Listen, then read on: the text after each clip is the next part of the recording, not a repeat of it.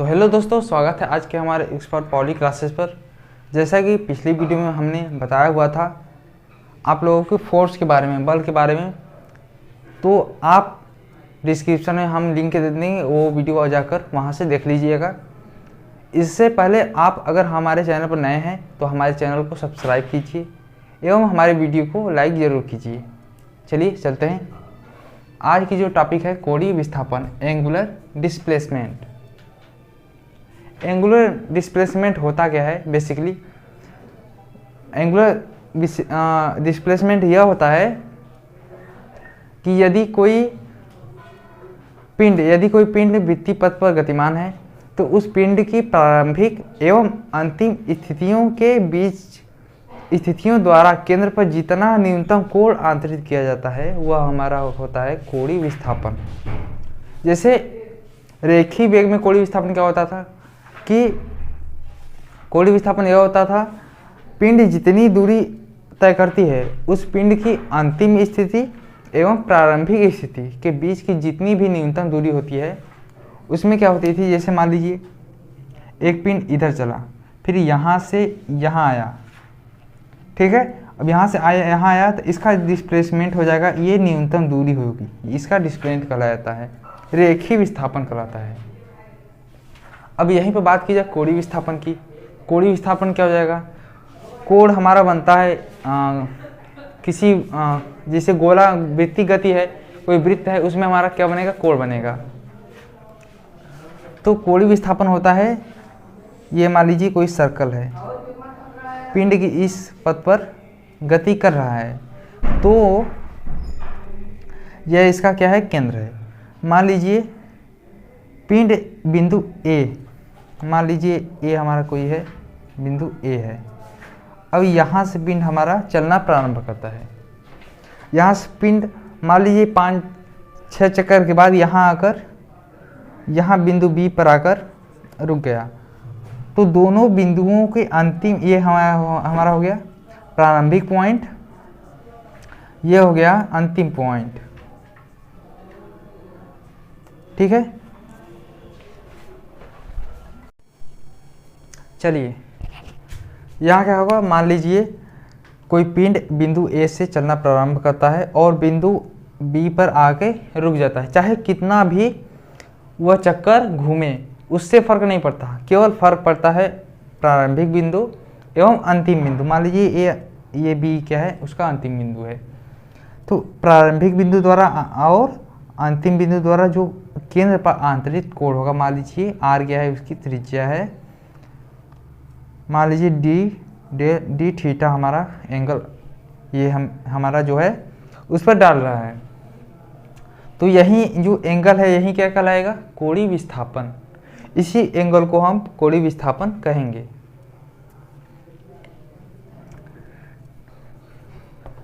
अब यहाँ पर आते हैं, कोणीय विस्थापन का मात्रक जो होता है रेडियन होता है, थीटा होता है। मैंने मूल राशियों में फंडामेंटल मूल राशियाँ मैंने बताई हुई थी, 2 फंडामेंटल मूल राशियाँ होती है, तो उसी में मैंने रेडियन कोण का मात्रक क्या होता है? रेडियन होता है। लेकिन इसकी बीमा नहीं होती है, इसलिए इसकी बीमा में हम लिख सकते हैं m0, l0 तथा t0, हम ऐसे ही लिख सकते हैं, मतलब इसकी बीमा नहीं होती है, ठीक है।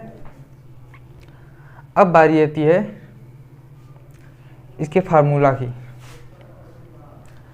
अब फार्मूला क्या होगा?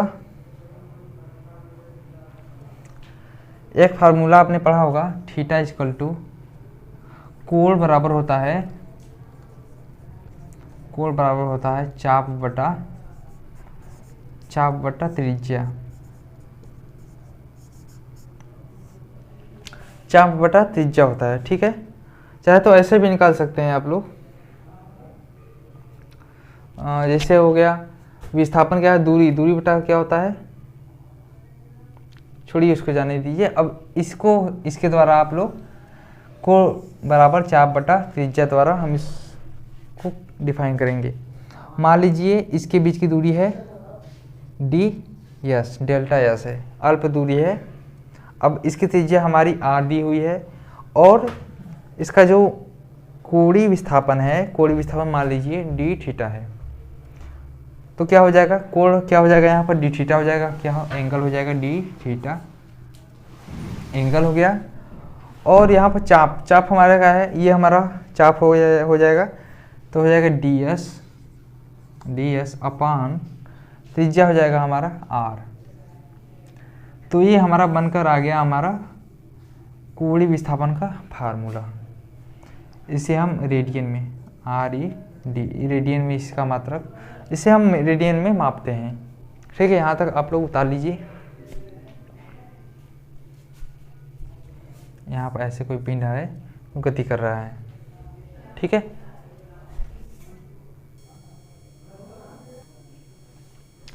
यहाँ पर आप इसकी जगह पर डेल्टा भी लिख सकते हैं, ऐसे डेल्टा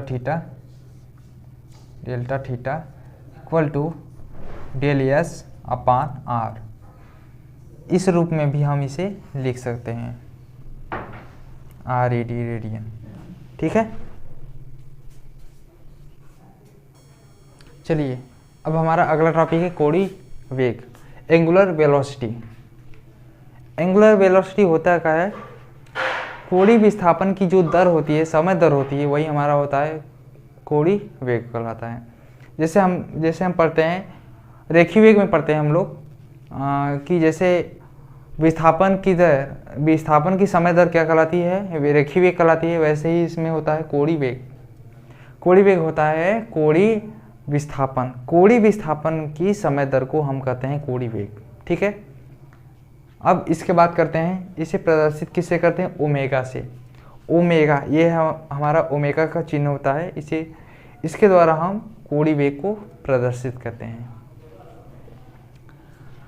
अब ओमेगा बराबर क्या हो जाएगा, तब मान लीजिए यहाँ पर हमारा कोई पिंड है ए से बी की तरफ जा रहा है, ए से बी की तरफ हमारा जा रहा है, जिसमें हमारा डेल्टा टी समय लग रहा है। इतनी दूरी हमारी पूरी तय करने में, ए से बी हमारा जा रहा है, इतनी दूरी तय करने में डेल्टा टी का समय हमारा पिंड लेता है।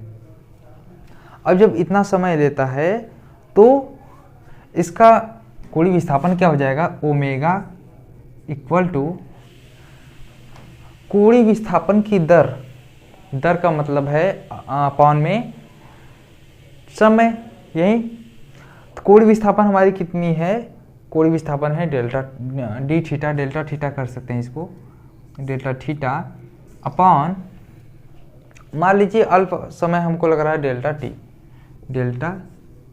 टी, ये हो गया हमारा कोणीय वेग। और इसे क्या कहते हैं, रेडियन प्रति सेकेंड, यह इसका मात्रक होता है, रेडियन प्रति सेकेंड होता है इसका मात्रक। अब बात करते हैं इसकी बीमा की। जो इसकी बीमा होती है वह बीमा हो जाएगी, रेडियन की तो बीमा होती नहीं है, केवल सेकेंड के यहाँ बीमा होगा। इसका हो जाएगा m0 L0 t-1 हो जाएगा इसका बीमा। ठीक है, अब एक चीज़ यहाँ पर और बता देते हैं कि मान लीजिए हमारा जो पिंड है वह एक चक्कर टी आवर्तकाल में पूरा करता है। टी आवर्तकाल एक चक्कर का पूरा समय होता है, एक दोलन का पूरा समय मान लीजिए टी है। टी क्या है, माना एक चक्कर में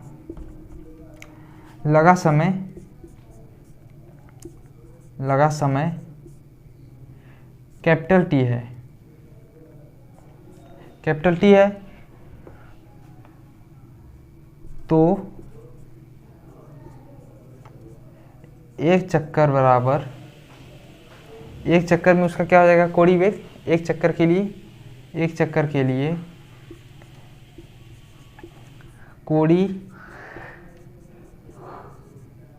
कोणीय वेग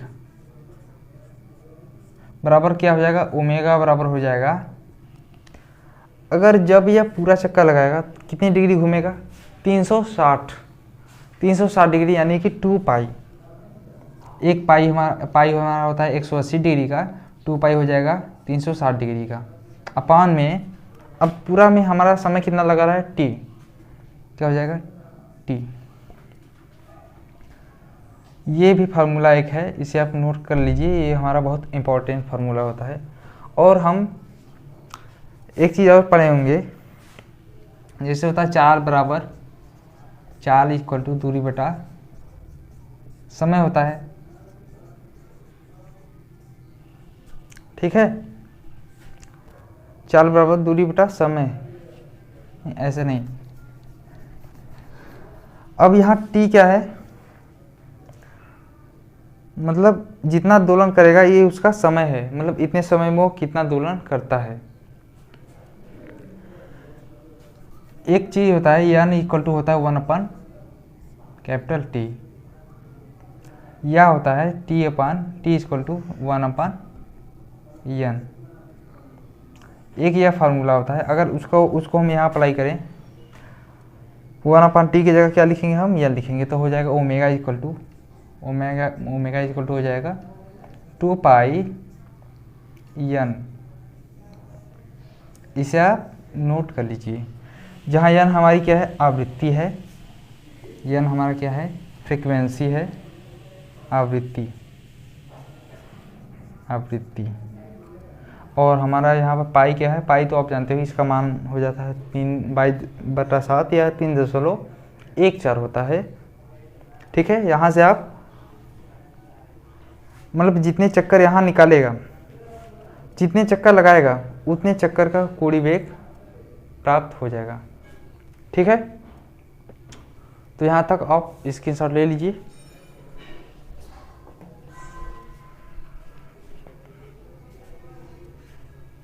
चलिए, तो हेलो दोस्तों, आज हमारी क्लास यहाँ तक समाप्त होती है।